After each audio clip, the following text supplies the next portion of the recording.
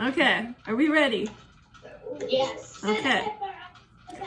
All right, so since it's getting cooler and the leaves are starting to change color, I thought it would be fun to do a project inspired by the fall. So we're gonna be doing stuff with leaves, but they're gonna be fun colors and patterned. So you're gonna take your piece of paper and your pencil, and I'm gonna push my screen to you all so you can look at some pictures of some leaves. But you're gonna pick one of these pictures or one of these images, and you're gonna draw a leaf. And you're gonna make it pretty big so it takes up your whole page. And I'm gonna go back to my screen for just 1 second so you guys can watch my example here. So here's my paper. I'm gonna start with the center stem line, drawing up and making it really big so it's taking up my whole page. And then I'm gonna start to look at the shape of my leaf. So I'm gonna look at each individual line and I'm gonna start to copy them. Looking at the shapes that each line makes and the way that they move across the paper. So you can see my leaf is pretty good size. And then I'm also drawing in the veins here. The next thing we're gonna do is we're gonna add patterns on our leaf. So we're gonna use the vines that are in our leaf as sort of natural dividing spots. So that means I have 1, 2, 3, 4, 5 different spots. Technically, you could also divide this in half if you wanted. So in each of those spots, I'm gonna pick a different type of line, and I'm gonna push this little chart to you all. So I'm gonna pick a different kind of line for each one of my sections. I'm gonna pick one of these sections, and I'm gonna use a crayon. You could also use markers or colored pencils for this part.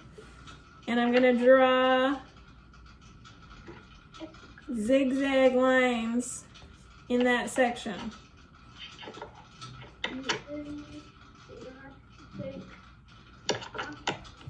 Then I'm gonna pick a different color and I'm gonna pick a different line. So the next one I'm gonna do, I want to use my rainbow. I'm gonna do some curved lines, which is kind of like a rainbow.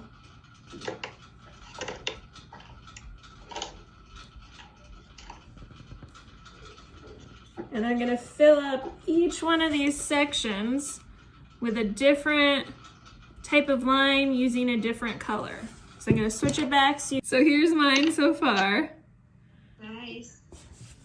So our next step is we're gonna add more color to our leaf. So we're still gonna stick to our sections and we're gonna paint each section a different color. So because my leaf is inspired by the fall, I'm gonna stick to warm tone colors. So reds, yellows, oranges. And I'm gonna be using some watercolor paint, but you could use any material that you have in your home.